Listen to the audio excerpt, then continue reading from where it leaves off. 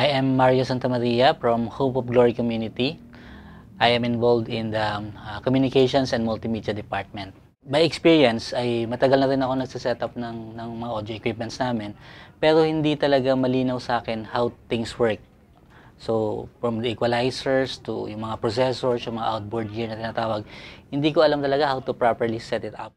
For example, yung aming bishop, whenever he speaks, yung clarity ng message. And most of the time, may mga pagkakataon na bigla-bigla na lang magpi-feedback, bigla-bigla na lang makakat yung sound.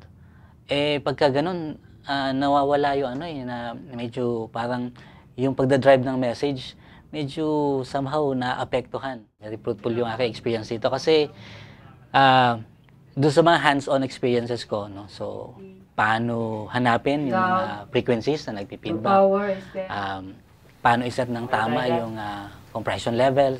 So, doon ko na-experience talaga paano talaga iayos. No? So, iaayos mo, tapos check ni Sir Anthony, then ipapakita niya sa'yo paano yung tamang setup ng ganon.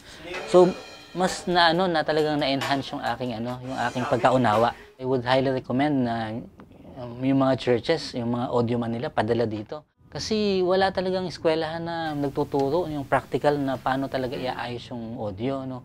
Karamihan nga na alam ko puro puro salin-salin na lang doon sa mga previous na audio man na sa ngayon nung nalaman ko yung proper na pagse-set, ang dami ko palang daming mali doon sa mga pinagagawa namin, na ngayon ko pa lang talagang naintindihan, no. So highly recommended sa lalong-lalo na sa mga churches.